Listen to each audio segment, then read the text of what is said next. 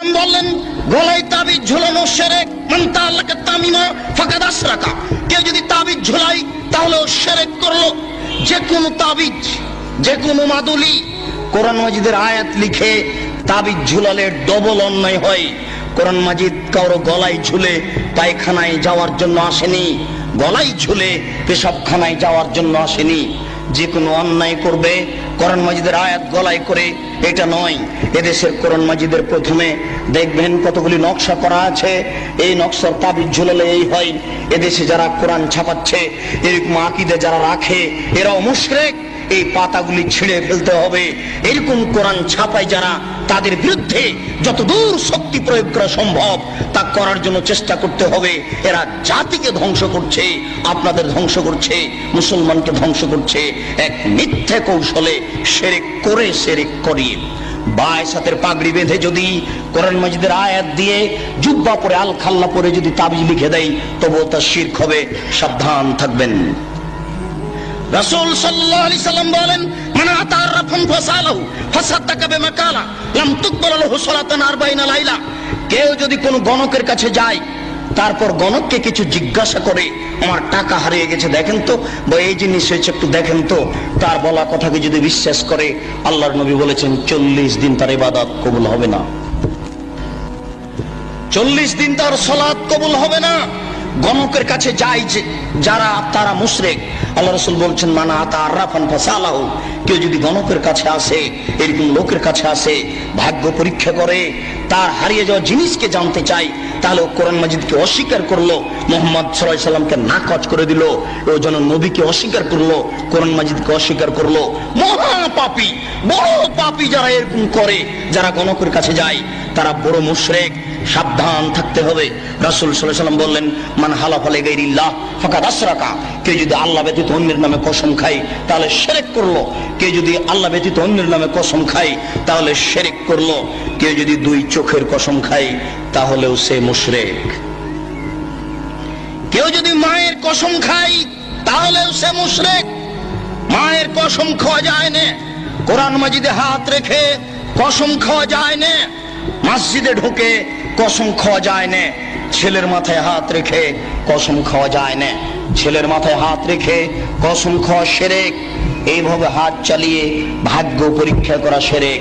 টিয়া পাখির মাধ্যমে ভাগ্য পরীক্ষা করা শিরক।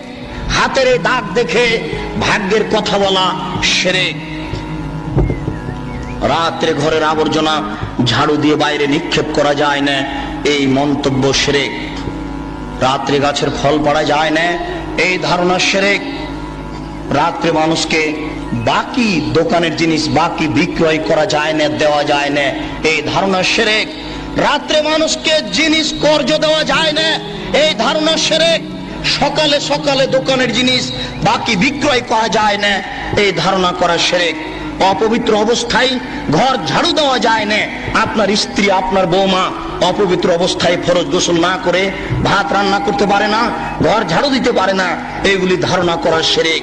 আপনার স্ত্রী, আপনার বৌমা অপবিত্র অবস্থায় ফরজ গোসল না করে সব কিছু করতে পারে, ঘর ঝাড়ু দিতে পারে, ভাত রান্না করতে পারে, ভাতের পাতিল থেকে ভাত বের করতে পারে, মানুষকে খাবার দিতে পারে, পারে না নামাজ পড়তে, সালাত আদায় করতে, পারে না কোরআন তেলাওয়াত করতে, এ ব্যতীত যা কাজ আছে সবকিছু করতে পারে। দিনাজপুরের জনৈক হেডমাস্টার আমাকে বলছেন, আব্দুল রাজ্জাক সাহেব, একটা গোপন জিজ্ঞাসা আপনার কাছে করছি, মনে কিছু নিয়েন না। আমরা অপবিত্র অবস্থায় রাত্রে ঘুম থেকে উঠে বা বিছানা থেকে উঠে হাতে রুমাল জড়াই। হাতে রুমাল জড়ানোর পরে ওই যে দরজাতে যে খিল আছে, বন্ধ করা আছে খিল, ওটা বুঝেন কি? ওই খিলটা হাতে গামছা জড়ানো অবস্থায় খুলি, কেননা এ হাত যদি কাঠের সাথে লেগে যায় তাহলে কাঠ অভিশাপ করবে। একজন হেডমাস্টারের কি আকীদা! তারপরে বললেন, এই যে বাড়ির বাহির পর্যন্ত, স্যান্ডেল পর্যন্ত, চকি থেকে নিয়ে এখানে চটছালা বিছিয়ে রেখেছি, অপবিত্র অবস্থায় যদি পা মাটিতে রেখে দিই তাহলে মাটি অভিশাপ করবে। এই জন্য বিছান থেকে স্যান্ডেল পর্যন্ত চটছালা বিছিয়ে রেখেছি, চটছালার উপর দিয়ে গিয়ে স্যান্ডেল পরবো। একজন মাস্টারের আকীদা এরূপ। এই দেশে এরকম আকীদা চলে। গরুকে লাথি মারা যায় না, এই ধারণা শিরক। ধানের উপর দিয়ে জুতা পায়ে দিয়ে হাঁটা যায় না, এই ধারণা শিরক। হাত থেকে গ্লাস পড়ে গেলে কুটুম্ব আসতে পারে, এই ধারণা শিরক। ঘরের উপরে কাক ডাকছে কেউ আসতে পারে, এই ধারণা শিরক। তুলসীর গাছ উঠিয়ে ফেললে বা তুলসীর গাছ ভেঙে ফেললে বা তাতে লাথি মারলে ক্ষতি হতে পারে, এই ধারণা শিরক। এমন দুনিয়াতে কাজ ও কর্ম আছে যেগুলি করলে এই হতে পারে, এই হতে পারে, এরকম নামে যত মন্তব্য আছে এইগুলি সব শিরকের অন্তর্ভুক্ত। সাবধান থাকুন। রাসূল সাল্লাল্লাহু আলাইহি সাল্লামের ভাষায় বোঝা যাচ্ছে ছবি ও মূর্তি হচ্ছে শিরকের উৎস। আল্লাহ রাসূলের কথাই বোঝা যাচ্ছে ছবি ও মূর্তি হচ্ছে শিরকের উৎস। আলী রাদিয়াল্লাহু তাআলা আনহু বলেন, রাসূল সাল্লাল্লাহু আলাইহি সাল্লাম এক বৈঠকে বললেন, আলী লা তাদু তিনসালান ইল্লা তামাস্তাহু ওয়ালা কাবরান মুশরিফান ইল্লা শাওয়াইতাহু। আলী তুমি ছাড়বে না কোনো উঁচু কবর, সবকে ভেঙে সামান করে দাও। আলী তুমি ছাড়বে না কোনো ছবি মূর্তি, সবকে ভেঙে খান খান করে দাও, চৌচির করে দাও। বাড়িতে যে নেতা নেত্রীর ছবি ঝুলে রেখেছেন, এরকম ছবিকে সম্মান করা শিরক। পিতা মাতার যে ছবি আপনি বাড়িতে ঝুলে রেখেছেন, এরকম ছবিকে সম্মান করা শিরক, ছবিকে মূল্যায়ন করা শিরক।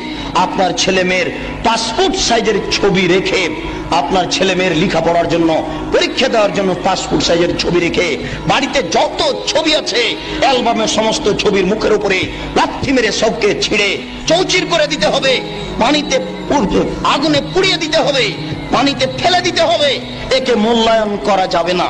1971 সাল থেকে নিয়ে আজ পর্যন্ত এদেশের মাটিতে যত মূর্তি তৈরি করা হয়েছে, সমস্ত মূর্তিকে ভেঙে খান খান করে দিতে হবে, চৌচির করতে হবে।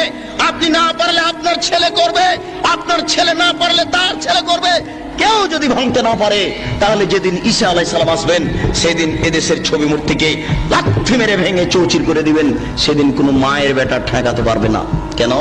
আল্লাহ রাসূল বলেছেন, ইয়াদখুলুল ইসলাম ফি কুল্লি বাইতি মাতারিন ওয়া বারিন বাইসি আজিজিন ওয়া জুল্লি জালালিন। প্রত্যেক ইটের বাড়িতে ইসলাম প্রবেশ করবে, প্রত্যেক খড়ের বাড়িতে ইসলাম প্রবেশ করবে, শহরের বাড়িতে ইসলাম প্রবেশ করবে, গ্রামের বাড়িতে ইসলাম প্রবেশ করবে। সম্মান সহকারে, না অপমান সহকারে। সবাই যদি ইসলাম মেনে নেয় তাহলে মর্যাদার হানি হবে না, আর যদি ইসলাম না মানে তাহলে পিটিয়ে ইসলাম গ্রহণ করতে বাধ্য করা হবে, ব্যক্তিকেই পিটিয়ে বাধ্য করা হবে। তাহলে ছবি মূর্তিকে সে সম্মান দেবে কি করে? ছবি মূর্তিকে সম্মান করা শিরক, মূল্যায়ন করা শিরক। আজ এখান থেকে উঠে বাড়িতে ঢুকে শোকে যে যত পুতুল আছে, যত ছবি মূর্তি আছে, আপনার আমেরিকা থেকে আনা যদি সোনার হরিণ হয়, তবু লাথি মেরে ভেঙে চৌচির করতে হবে। ওকে মূল্যায়ন করা যাবে না। ছবি মূর্তিকে মূল্যায়ন করা শিরক। জন্মদিবস পালন করা শিরক, মৃত্যু দিবস পালন করা শিরক, 16 ডিসেম্বর পালন করা শিরক, 21শে ফেব্রুয়ারি পালন করা শিরক, 26শে মার্চ পালন করা শিরক, পহেলা বৈশাখ পালন করা শিরক, কবরে ফুল চড়ানো শিরক, শহীদ মিনারে ফুল চড়ানো শিরক। 21শে ফেব্রুয়ারি যদি সারা বাংলাদেশের নারী পুরুষ পায়ের জুতা খুলে হাতে ফুল নিয়ে বরকতের কবরে দেয়, শহীদ মিনারে দেয়, তাহলে কি তারা বরকতের 1 পয়সা উপকার করতে পারবে? পারবে না। এই জন্য এরকম জাতিকে আমরা শিক্ষিত জাতি বলি না, এরকম হেডমাস্টারকে আমরা শিক্ষিত বলি না। এরকম জাতির, এরকম হেডমাস্টারের নিপাত হোক, এটাই আমরা চাই। যার দ্বারা জাতি উপকৃত হতে পারে না, যে শিক্ষিত সমাজের দ্বারা জাতি কবরে যায়, জাতির পরকাল হারায়, ওরকম শিক্ষিত সমাজ আমরা চাই না।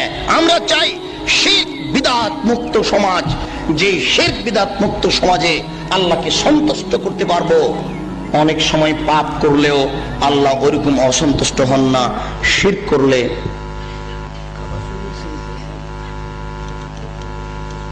কাবা শরীফে যদি শিরক থাকে তবুও শিরক, কাবা শরীফে যদি ছবি থাকে তবুও শিরক। পৃথিবীর যেখানেই ছবি থাক না কেন অবশ্যই তা শিরক।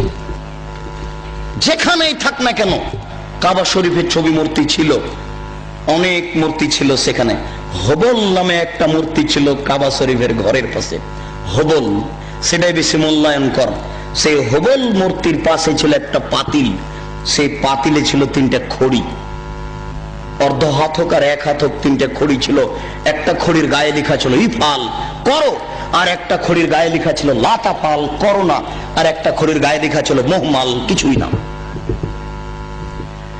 তারা ছেলে মেয়ের বিবাহ দিলে বা কোনো সফর করতে চাইলে বা কোনো পদক্ষেপ কাজের গ্রহণ করতে চাইলে ওই পাতিলের ভিতরে হাত ঢুকিয়ে খড়ি বের করত। যদি ওই খড়ি বের হয়েছে যাতে লেখা আছে ইফাল করো, তার মানে হবল মূর্তি বলে দিল এ আল্লাহ নকল আল্লাহ নাউজুবিল্লাহ বলে দিল যে তোমরা কাজ করো, আল্লাহ বলে দিল করতে, এখন তারা করবে নাউজুবিল্লাহ। যদি ওই খড়ি বের হয় যাতে লেখা আছে লা তাফাল করো না, এখন ওদের নকল আল্লাহ বলে দিল যে এই কাজ করতে হবে না, মেয়ের বিবাহ দিতে হবে না, তারা করবে না। তারা যুদ্ধের মাঠে জয়ী হলে বলতো উল হবাল, উল হবাল, এ হবাল তুমি সম্মানী, তুমি জয়ী, তোমাকে আমরা মূল্যায়ন করি।